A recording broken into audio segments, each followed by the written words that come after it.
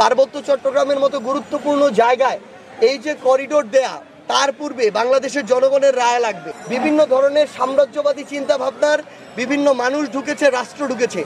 এই সুযোগ আমাদের বাংলাদেশে আমরা হতে দিব না। অন্তর্বর্তীকালীন সরকারকে বলবো যে সামগ্রিক বিষয় পর্যবেক্ষণ করে সেই সিদ্ধান্ত যেন নেওয়া হয়। ইন্টারিম সরকারকে আমরা অনেক জায়গায় দেখছি যে তারা গুরুত্বপূর্ণ জায়গাগুলোকে কিন্তু অবহেলা করছে।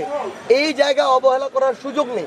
ইভেন আমরা এটিও বলেছি আমাদের জায়গা থেকে, পার্বত্য চট্টগ্রামের মতো গুরুত্বপূর্ণ জায়গায় এই যে করিডোর দেয়া, তার পূর্বে বাংলাদেশের জনগণের রায় লাগবে। বাংলাদেশের বর্তমানের যে রাজনৈতিক দলগুলো বাংলাদেশে রাজনীতি করছে তাদের রায় লাগবে। এটা কোনো ছোট বিষয় না। এর পূর্বে পৃথিবীর ইতিহাসে আমরা অনেক জায়গায় দেখেছি করিডোরের নাম করে বিদেশি এজেন্ট এসেছে, বিভিন্ন রকম ইন্টেলিজেন্সের গোয়েন্দা সংস্থা এসেছে, বিভিন্ন দেশ ঢুকেছে, ইউএন ঢুকেছে। ইউএনের নাম করে বিভিন্ন ধরনের সাম্রাজ্যবাদী চিন্তা ভাবনার বিভিন্ন মানুষ ঢুকেছে, রাষ্ট্র ঢুকেছে।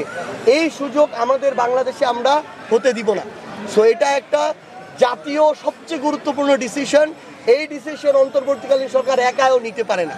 সো আমরা এই বিষয়ে অন্তর্বর্তীকালীন সরকারকে বলবো যে সামগ্রিক বিষয় পর্যবেক্ষণ করে সেই সিদ্ধান্ত যেন নেওয়া হয়, যেই সিদ্ধান্ত বাংলাদেশের সার্বভৌমত্বের প্রশ্নে, জাতীয় নিরাপত্তার প্রশ্নে আপোষহীন থাকে। এই জায়গায় বাংলাদেশের মানুষ কখনো আপোষ করবে না।